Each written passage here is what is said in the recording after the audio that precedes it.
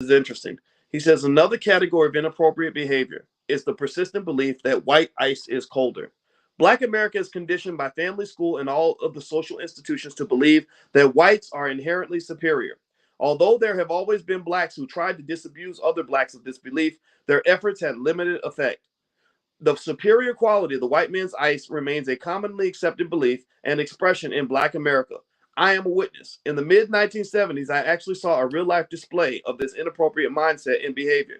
Standing with a friend in front of his office building in Tallahassee, Florida, I saw a black man drive up to a black owned grocery store.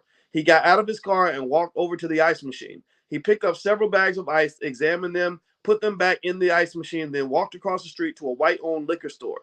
There, he went to the ice machine and took out 2 bags of ice. He examined them, then went to the drive-through window to pay for them. My friend and I were so struck by the behavior that we asked him why he rejected the ice at the black store, but purchased the identical brand from the white-owned store. He said, quote, "I don't like Mr. Brown's ice. It's too lumpy. Jack's Liquor's ice is better," end quote. That day, I learned that not only was white ice colder, but apparently smoother, at least to one black man. Inappropriate behavior has become deeply rooted in the psyche of Black America's dialect type of reasoning.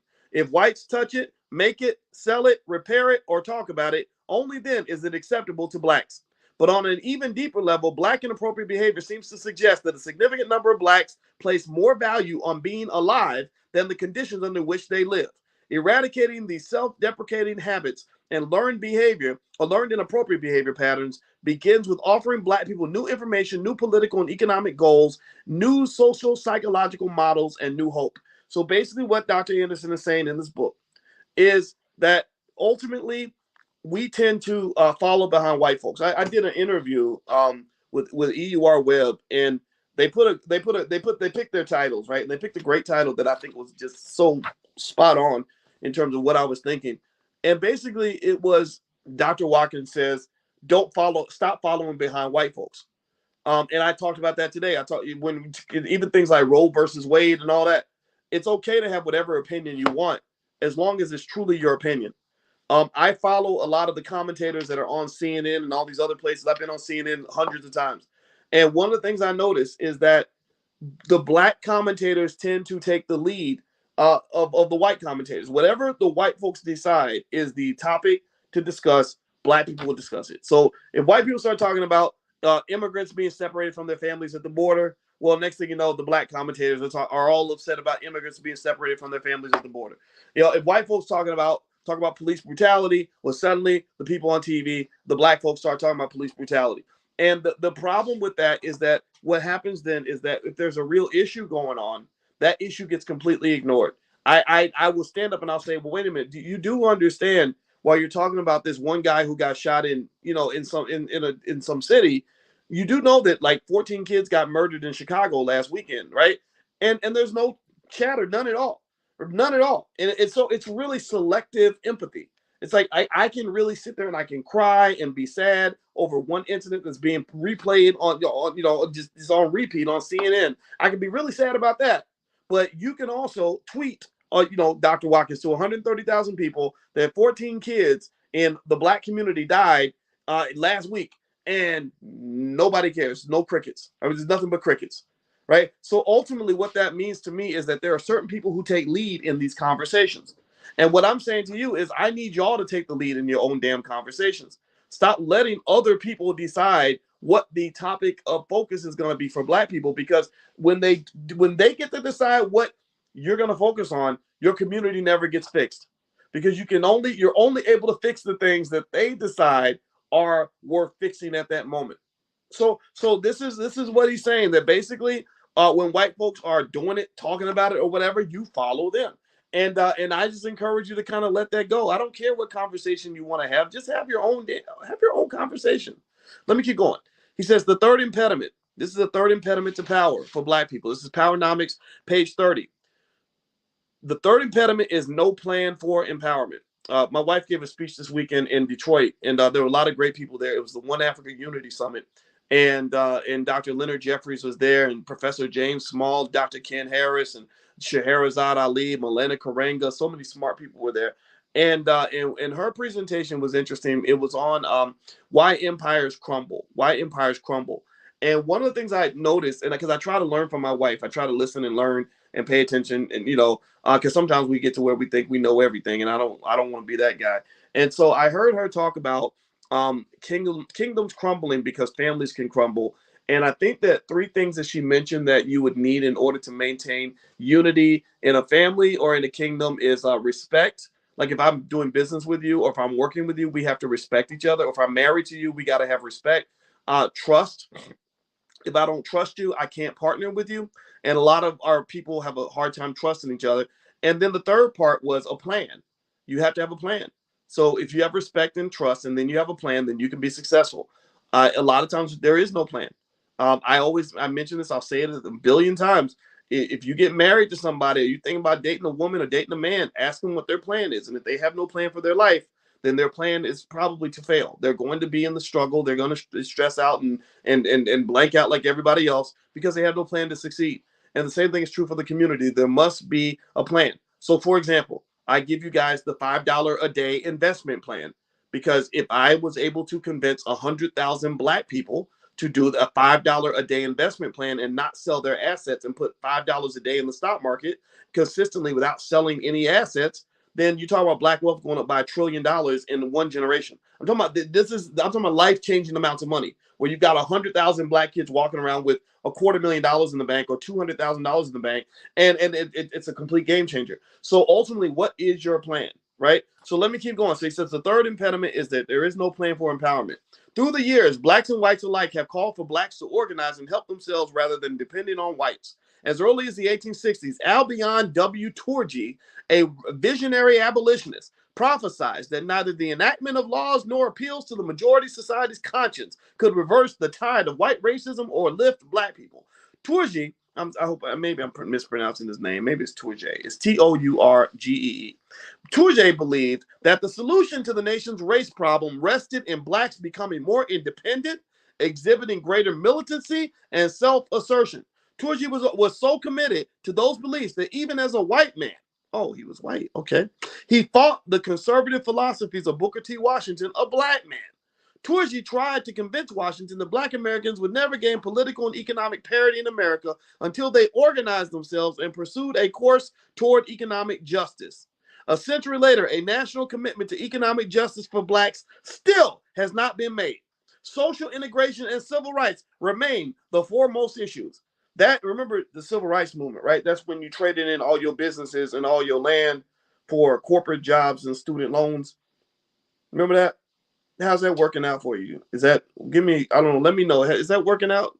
Is that, are you doing good? You're in good shape? You feel good about that? Yeah, I don't know. Let me know. How's that working out for us? Is that okay? Let me keep going. All right. So Black America needs a national. So he says Black America needs a national plan and knowledgeable, committed leadership to guide it toward group empowerment and economic justice. Powernomics is a national plan and requires institutional leadership to implement it. It is reverse social engineering. The sole purpose of Powernomics is to unleash the economic and political potential of Black America by addressing the historical, structural, economic inequalities between the races and the self-defeating, inappropriate behavior patterns of Black Americans. He says by the year 2005. Well, I mean, that's not going to happen. But still, why don't we say 2035? How about that? Set a new deadline. Let's see. Now that the need for empowerment has been established, the remaining chapters and appendices of this book explain the Powernomics plan and how to achieve Black empowerment. So now chapter 2 goes into the keys to Black empowerment. So Dr. Anderson says, the first chapter discussed how slavery generated racism. Oh, sorry. Actually, let me give you the quote here. There's a quote at the top. This is page 31 in the book Powernomics. The books are at powernomics.com, by the way. That's where you can get your own copy. He says, any race that loves the world and hates itself will eventually become its own oppressor.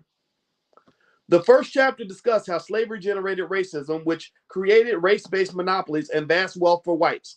These race-based monopolies made whites the proverbial 900-pound gorilla and rendered Black Americans null and void as a competitive and productive group in the marketplaces. However, like any monopoly, white racial monopolies are not perfect.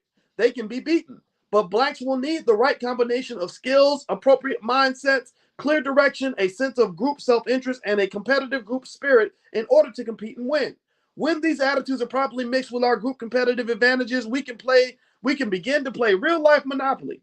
In this chapter, we will learn about the keys and tools that can empower Black America and make it unified, self-directed, and economically stronger. Many will ask the questions: is it possible for Black America to transform itself into a state of economic and political competitiveness? Can modern Black America do what 18 previous generations of Blacks failed or were not allowed to do? In this chapter, you will find the answer to both questions is yes. It can be done, but it will not be easy. It will require Black Americans to make drastic behavior changes. We will have to overcome the primary impediments to Black empowerment, which are an historical wealth inequality between the races, our own learned inappropriate behavior, and a lack of a national plan. For those who are serious about building a new foundation of group wealth and political power, the first thing we must do is examine how we see, think, and behave regarding racial matters. This chapter will contain many technical concepts that are essential to understanding the action steps and principles recommended in later chapters. Now, on to page 32. Give me 1 second. Let me drink something. I always lose my voice in our book club meeting. It's y'all's fault. Y'all got me up here yelling. All right, I'm playing. All right, so let's see. So it says distorted perspectives. Our experiences give us our point of view. Like Alice in Wonderland, looking into the mirror, what we see is distorted. It is not reality. Yet we believe and perceive what we believe eventually controls how we behave. So he's saying what we believe and perceive is what we perceive as why can I not read this? What we perceive, we believe, and what we believe eventually controls how we behave. There we go. As Black people, we tend to see ourselves and the solutions to our predicament through the eyes of non-Blacks. We have done this for so long that we do not question whether or not our perceptions of reality are accurate. When we fail to challenge what we see and believe, we allow distorted views to lead to inappropriate behavior patterns. It is now time for us to correct the distortions by changing rather than keeping our perspective. So here's an example. This ridiculously insane idea that you can keep sending your kids to school to be educated by white people and that somehow that's going to help them become equal to white people is sheer lunacy. That is sheer insanity. And you see all the videos of what happens to our poor kids when they go to these schools. They come out of these schools blind, deaf, dumb, and crazy. Have them can't hardly read. 80% of the Black boys can't even do math on grade level. Coming out, ain't ready to compete. No skills, no nothing. Getting beat up at school, getting suspended and put in special ed, put on drugs. I mean, it's crazy, to just see what they do. I mean, so it's hilarious, right? That we are led to believe that somehow that the solution to educating Black children lies within letting white people do all the educating, and I don't believe that. I think that the best educator for your child is you. I can say this as a person who has, again, I have more education than 99% of the people that I meet. I have way too much education. I done read all these books and been to school for 1,000 years, and I can tell you, as a person who values education, who has a lot of it, the number one element that really drives the internalization of knowledge and information is actually emotional. The reason that you're the best educator for your child is because you love them. People don't internalize knowledge and information from people that have contempt toward them. My wife, I told you, my wife is a relationship therapist, and then I'm learning a lot. And also she's an expert on the subconscious mind. There's a really big book on the subconscious mind. She's been obsessed with it. She's read the book 3 times. I don't know why she's reading it 3 times, but she just does. And one of the things that she mentioned that was really fascinating to me was she said that she was talking about relationships, but this is true for any relationship, not just man, woman, husband, wife, and all that. This is like true for any relationship you have with any person, your teacher, your boss, your friend, your homeboy, whatever. She said that people that are in a relationship where the other partner has contempt for them, they're more likely to get sick, they're more likely to die. Did y'all know that literally when you're in a relationship, like you go to work every day with people that don't like you, that is physically killing you. They said that people who are married, so if you're married and your spouse hates you, you might want to consider getting out of that marriage because that contempt literally causes physical problems. They said people like that die earlier. There's something about being hated that makes you sick, right? So ain't nobody dislike more than black people. So when you send your child to be educated by those white folks every day who don't really like your kid, don't trust him, they kind of scared of him, they kind of mad at him or whatever, that contempt from that system is not good for his mental and physical health. So ultimately, I don't believe my theory. Again, just feel free to challenge it. Nothing I say is 100% guaranteed, and there's perspectives out here. But my belief is that what you're missing in that public school system is you're missing a system and educators who actually give a damn about the success of black children. I'm not saying that the teachers don't care, and I know that there's teachers in this room. Thank you for your service. I know what kind of hell you go through educating some of these kids. Some of them ain't got no damn home training. I respect you immensely, but y'all know what I'm talking about. You know what it looks like when you see that teacher who is there for the paycheck, and there's plenty of money to be made by pretending to educate black kids. And I would just say that that is the factor that matters, because at the end of the day, if I could, I don't know hardly anything about biology. But if my daughter needed to know biology and I was her biology teacher, I could make her very, very good at biology. And the reason is because, first of all, I could go on the internet and get all the biology information I need. And then number two, she would know that I love her. She would just feel good learning from me because she would say, I'm getting attention from a person who cares about me. Do you know that was my number one problem? I failed all through school. Now, Virgil, you're asking what's the title of the book. I don't even remember the title of the book. I'm sorry. I'll find out. I'll find out. When I find out, if she comes down to something, I'll yell it. She's in the other room, so I apologize. But really, I remember when I was in school and my grades were really bad, and everybody thought I was stupid because my grades were so terrible, but I wasn't. I just didn't like school and I hated it. You know what I really needed? I needed attention. I needed love. I didn't get any love. I didn't like these people don't like me. I don't like them. You're not receptive to information and knowledge when you're in it's almost like a confrontational situation. But do you know what happened? A couple times I can remember in my life, I didn't have a lot of people helping me with homework and little things like that. That was one of the areas of my childhood that I wish I could get back, right? But the couple of times where somebody sat down and just took the time to care that I learned it and taught me stuff, I excelled. I took off. Like, I kid you not, it happened one time in the seventh grade. And it wasn't even a black person, it wasn't even a relative. It was like some random white man. I don't even remember his name. But I went to this place called the East End Boys Club in Louisville, Kentucky.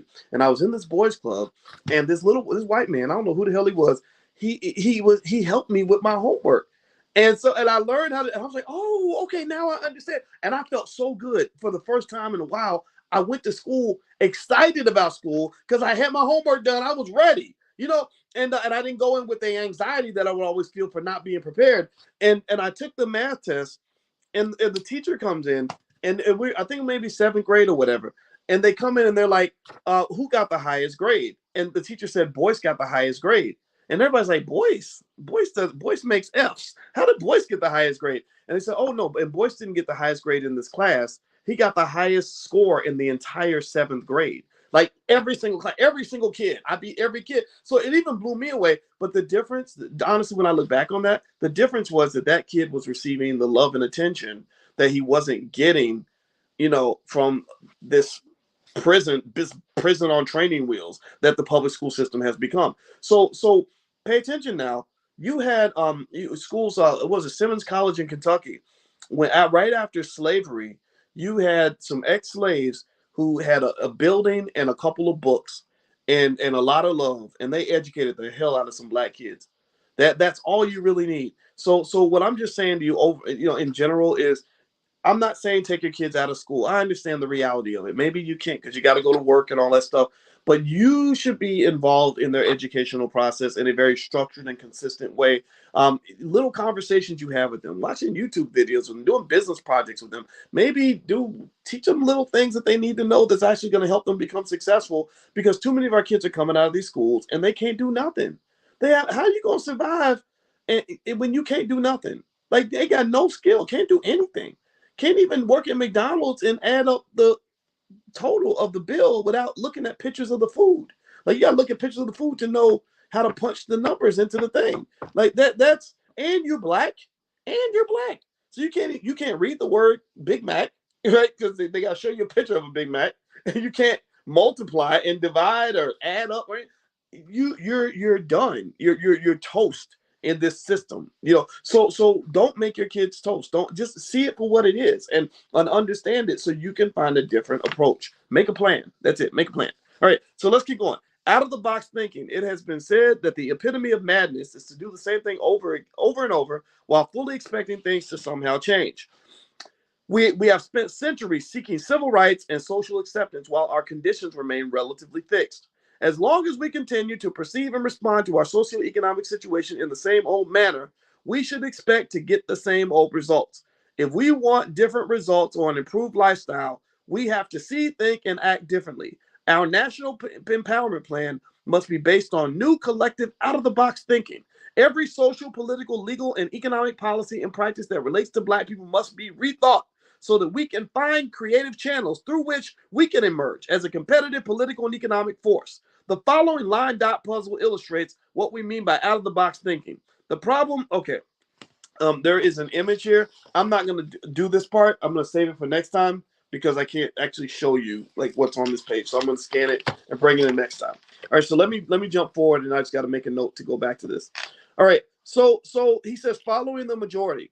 The premise of our social democracy set the stage for a majority population to dominate and direct. But these special rights and privileges for the majority come with some special obligations. According to the Federalist Papers, which promoted the ratification of the U.S. Constitution, the majority rules has an inherent obligation to address the needs and interests of its losing minority population. This obligation is emphasized when the nation has a planned permanent minority. Since the majority society has clearly failed to include the needs and interests of its Black minority population, and its interests are not reflected in the nation's laws, customs, and public policies, it is incumbent upon Black Americans not to blindly follow the majority society. The majority society's needs and interests cannot be placed above those of a Black minority. That means Black first. That means take care of yourself. Stop following behind everybody else and doing, you ain't white. You ain't white. Like, that's basic, but it's true. Like, so this idea of saying that we're going to put ourselves first, and this radical idea of Black people putting Black people at the top of our priority list, this is what Dr. Anderson's saying. That's where the whole B1 philosophy came from. It was like, okay, Dr. Anderson, Powernomics, okay, we got to prioritize ourselves. That's how we can get this done. Okay, you got to prioritize yourself. So let me keep going. So reading on, he says, the majority society's needs and interests cannot be placed above those of a Black minority. Playing to win as a team means Black America ought to set its own course rather than continuing to follow a game plan contrary to its own best interest. When a group is in last place within a society, if it continues to follow the pack, it will remain in last place. So if you keep following these out of place, out of whack, last place Negroes, then you're going to be right there in the back of the pack with them. So what is your plan? Black people, what is your plan? How are you going to make sure your kids are not like their kids? How are you going to make sure your life is not like their life? How are you going to make sure your outcomes differ from their outcomes? What is your plan?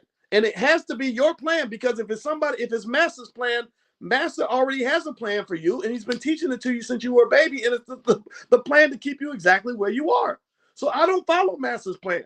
I break Master's rules every opportunity I get. I break the rules because I know it's like sometimes you don't even know which rule is screwing you the worst. So you're like, I'm breaking all the rules. I'm getting completely out of the game because I don't even know. I get it. Your game is so complex that I can't quite, maybe I can't figure it all out. So how about I just walk out, take my ball, and go home? I'm not playing one more second in this rigged game. I'm going to go create another game, because in that game, I know what the rules are. I know what that plan is. That plan comes from me. So what is your plan? You must have a plan. So let me keep going. Playing the game of follow the leader calls to mind a sled team of dogs. Only the lead dog determines direction and sees a changing view. The hind dogs see only the rear end of the dog that is ahead. As long as they stay in their harness and follow the line, the hind dogs will never see where the sled is heading or be able to change direction. The dogs locked in the rear guarantee that the lead dog will arrive first and get the praise and the comfort of knowing that he is still leading. The hind dog only gets the satisfaction of knowing that what he sees every day will never change. You always looking up another dog's butt. As we shift into an empowerment mode, we are shifting from the perspective of the hind dog to the mindset of the lead dog who can choose a new way. As we wriggle out of the harness and outside the box, it must always be clear that we will no longer have to follow the lead of majority society. So stop looking up white folks' asses. So that's what he's saying. I went to Alaska. I rode a dog sled. It's quite fascinating. Those dogs are really well trained. And that is true. Exactly what he's saying is true. The lead dog is selected in a certain capacity because he knows the trail. He knows how to follow orders. He's a little bit older and wiser and smarter, right? And the other dogs just follow the lead dog. So black people, I need y'all to be the lead dog on your sled, or whoever is leading you is going to lead you right off a cliff. So get your nose out of other people's butts and learn how to be the dang leader. That's what you're meant to be. Why in the world would you follow the leader in a society that is clearly crumbling, that's falling apart? I can't begin to name all the things about this Eurocentric society that deeply concern me. They pretty much like made masculinity a crime, right? Like a masculine male is just a bad person just because he's a masculine male. The food that they serve you is food that is designed to kill you because the FDA is all about the money. Your whole damn pharmaceutical industry is completely rigged and controlled by people that care more about money than human life. Your government has $30 trillion in debt, an amount that is highly unsustainable. After 1952, the debt, what they call the debt to GDP ratio, GDP is like your income. The debt to income ratio of this country in 1952 was about 52%. In 2022, the debt to income ratio is 128%. These sons of bitches are crazy. They are ridiculous. They don't know what they're doing. They are destroying this country. I'm saying you might want to prepare your kids to build a life raft. I'm telling my kids, you better learn Chinese, learn Chinese and Spanish, and make sure you're a global citizen so that you can get the hell up out of here when chickens come home to roost. I haven't even talked about what they're doing to the environment. I haven't talked about what they're doing to the American family. And I could just keep going on and on and on. And so ultimately you're gonna have to shape your own culture with your own value systems. And in fact, when you start building your businesses, please don't become capitalists.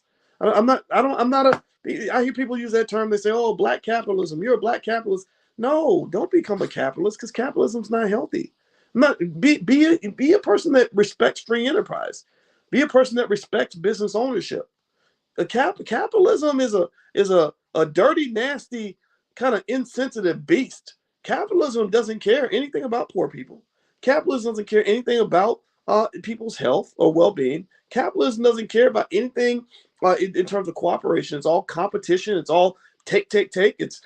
Capitalism is what makes our government go declare war on countries that have never done anything to them just so they can go get their oil. Right. So you gotta really design your own pathway. And this starts, in my view, with us educating our own kids. And I get it. If you don't know everything you want to know, that's okay. You don't have to be a genius to be up in here. Just trust me enough to say, put me in front of your kids. I'll educate your kids. Let your kids come to book club. I'll read the book to them paragraph by paragraph. Right. I can tell you this stuff that you're learning here is 10 times better than anything they're learning in school. So let me keep going. Let me keep reading here. All right. The empowerment mode. I'm gonna read this chapter, and then that'll be it for this week. Okay. And by the way, don't forget, my website's boycewatkins.com. If you want to come to the event in Chicago, you can go to boycewatkins.com, click on events. My wife and I will be there. The event is about generational legacy, generational wealth, mixing family along with lots of wealth information, things like that. But it's adults only. It's adults only.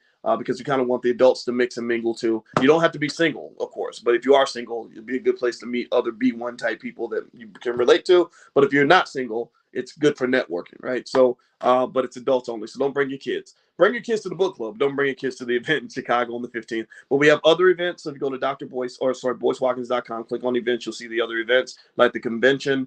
Also, if you want to check out the financial workbooks, I mentioned to you guys earlier. I mentioned it again. You can go to financialworkbooks.com. They're good for kids, and you can take a look and check them out. So financialworkbooks.com. All right, so let me read here. This is called the empowerment mode. Empowerment is too frequently used interchangeably with motivation, but the two words are very different. Yeah, that's interesting. Empowerment versus motivation. So let's meditate on that for a moment. Okay, I'm underlining this. So empowerment versus motivation. He says motivating blacks or any other group is little more than getting them interested, creating excitement, and making them feel good. Right? You know that people motivating, go to church, jumping up and down, right? For instance, blacks as a group can be motivated to travel and see the world. But if they lack the money, time, and other resources, they are little more than motivated blacks who cannot leave home. Empowerment does not simply stimulate interest in travel, it also inspires confidence. And most importantly, it provides the tools and other needed resources necessary to accomplish the goals. Okay, so you can be motivated but not empowered. So I'm motivated to go and travel or to start a business or whatever. But maybe because I lack the resources, right? Or maybe I lack the capital or I lack the skill, right? Then I'm not necessarily empowered. And another aspect of that is also discipline. Discipline is important as well. Motivation kind of gets you started, gets you going. It's the discipline that keeps you going when you're not motivated anymore. Right. So discipline is also what gives you the ability to engage in the most golden asset that you'll ever have in your life, the asset that makes you the greatest investor ever, which is delayed gratification. I talk to you guys about investing all the time. All investing is delayed gratification. It means I'm going to sacrifice now so I can have more later. I can tell you as a person who does a lot of analyzing of society is that you have a society that does not support or promote discipline. It does not promote delayed gratification.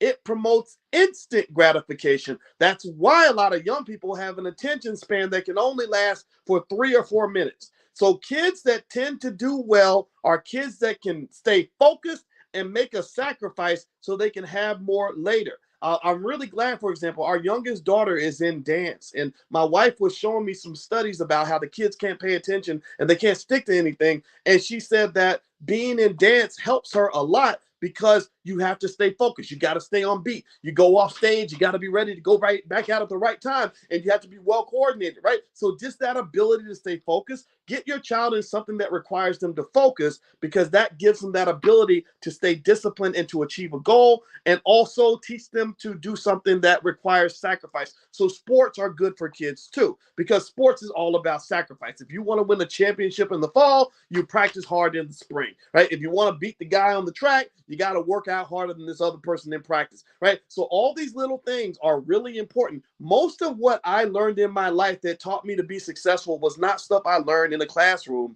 It was the value system that came from understanding delayed gratification, things I practiced when I did sports. And also, but this came from my family. This came from my household. My household was built on a lot of personal accountability, personal responsibility, a cause and effect, simple logic to say, if you don't sacrifice for it, you'll never get it. If you want more, you got to give more. If you didn't get what you want, it's because you didn't want it bad enough and you didn't make the sacrifice. So the question is always, in my view, when you're talking about wanting something or your kids wanting something, is ask them, well, what are you willing to sacrifice to have the thing that you want?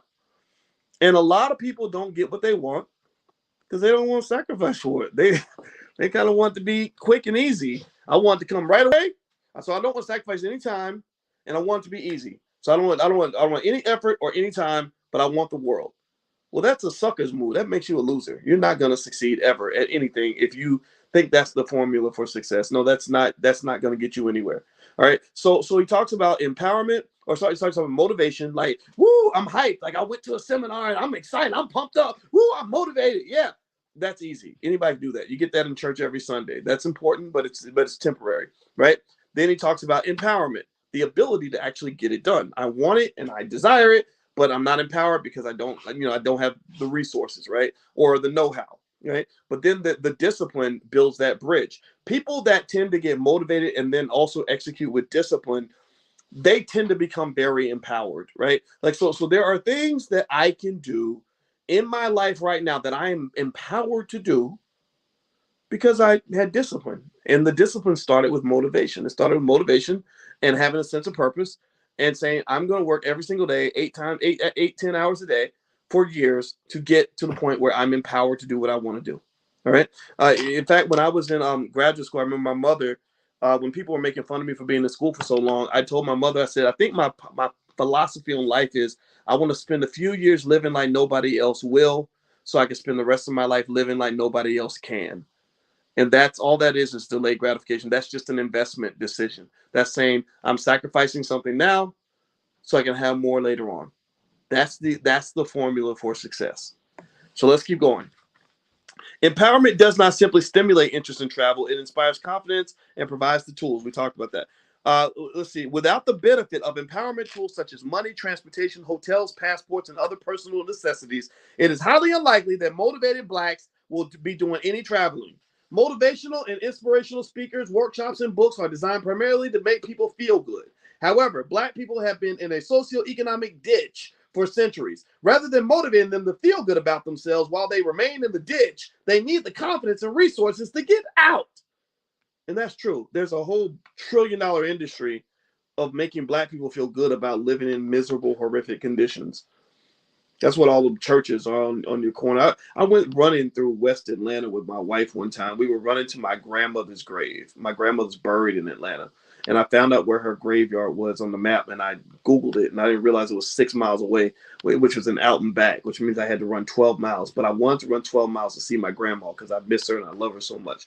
But anyway, so I'm running through West Atlanta, and I didn't know I was in the hood. I was really in the hood. We didn't know it. And I would see people that would drive by and they'd be like, "Hey, Dr. Boyce," and I'm just like trudging along, my little chubby self, trying my best to huffing and puffing, right? And then some guy said, "Whoa, Dr. Boyce, you running in West Atlanta, woo?" And I'm like, what's wrong with me running in West? What's the big deal about me being in West Atlanta?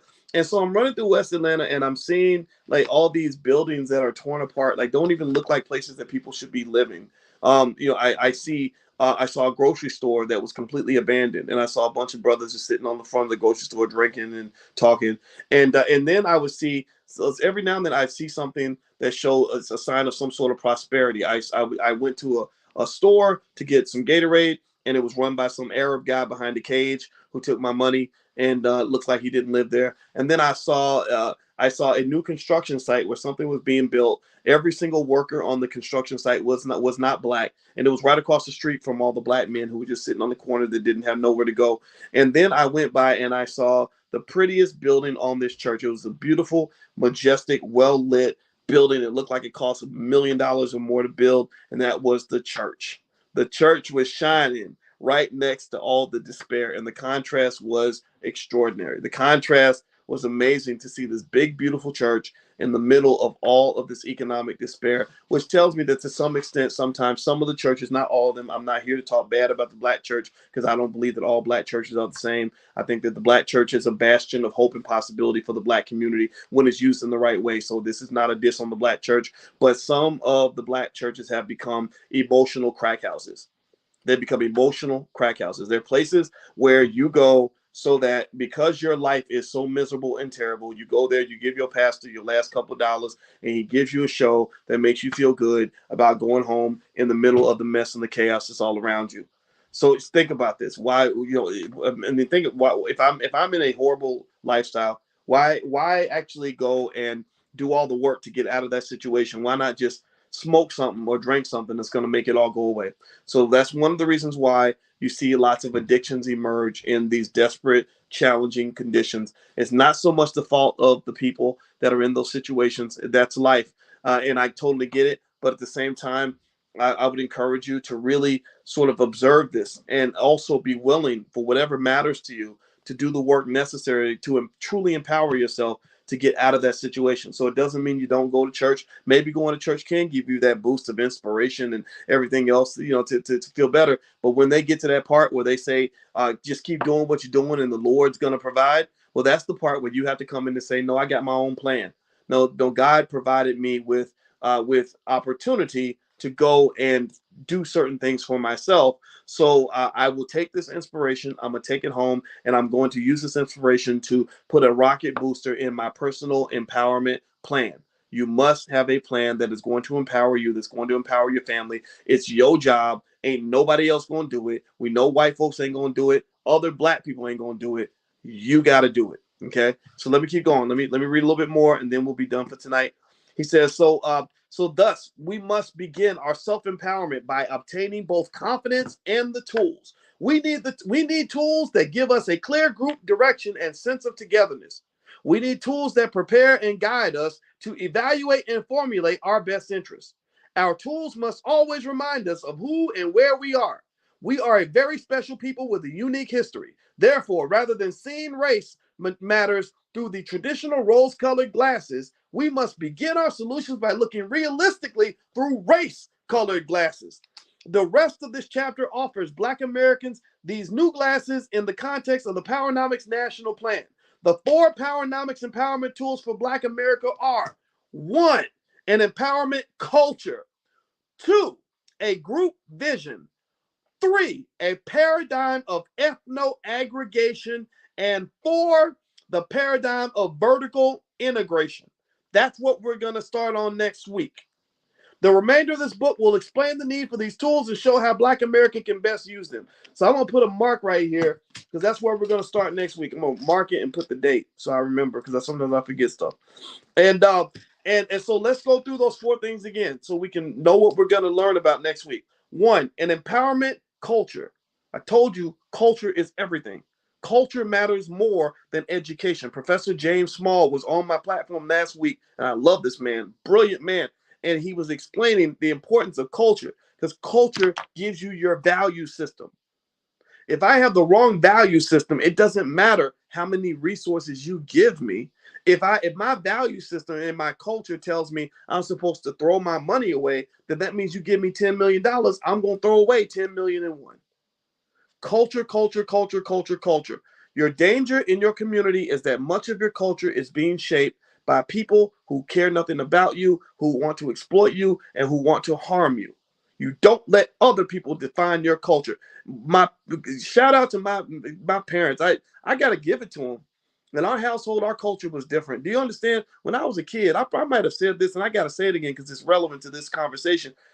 Almost every single kid that I played with as a kid ended up in jail, unemployed, on dope. I kid you not. I go back and I was like, okay, yeah, he got locked up. Oh, he's on drugs. I can't even talk to him no more. Oh, well, yeah, his life. I wouldn't want to live his life. And I was sitting there and I was like, how in the hell did we grow up in the middle of all this? And my sister is a medical doctor. My brother went to Cornell, and I became a PhD. What was going on? And what it was, I kid you not, it was the culture. My daddy was a Black man who did not give a shit what you thought. He didn't care. He didn't care if the whole world hated his guts. He was the one that decided how things were going to go up in his house. Some of y'all got fathers like that. Shout out to those fathers who know who the hell they are. Excuse my French for cussing. Please forgive me for that. But it's relevant. My mother also was just a person who just thought a little bit different from her friends. So what happened was that she shaped a culture and my father did as well. They just had a culture in their house that was just like different. There was nobody else I knew that had a household that was run the same way ours was. And people thought it was weird. They'd be like, oh, you're too hard on those kids. Or, oh, you should let him come out and play. And my mother would be like, no, he's grounded for 2 more weeks. Or just little things like that. Or little things they would just tell us about life. And I thought everybody saw the world that way. And it turned out that they didn't. And I didn't understand it. Like my mother would make me, when I was 12 and 13 years old, she would, like, I started paying rent when I was 13. That's abusive, right? That's crazy. But I gained like a sense of responsibility at the age of 13. I got used to paying bills at 13. That's crazy. That's sick. I don't even make my own kids pay bills at 13. But that was like one little example of just little things they did that were different. And what I realized when I look back on that is they were shaping a culture that allowed us to just go into the world and just have our way. We were so far ahead of all the competition and able to get things done that other people couldn't. So some of y'all got that going on already, and I want to just encourage you because it wasn't easy. My mother used to get it all the time. You know how other people can be when they see you doing something different. They were hard on her. They made fun of her. They kind of attacked her. And she just held firm with that, and so did my father. My father didn't. He just never gave a shit. My mother, it would kind of hurt her feelings a little bit, but she still stuck to her guns. And I'm telling you, stick to your guns. My mother would go to the school, and she would fight those teachers because the teachers wanted to put me in special ed and put me on medication.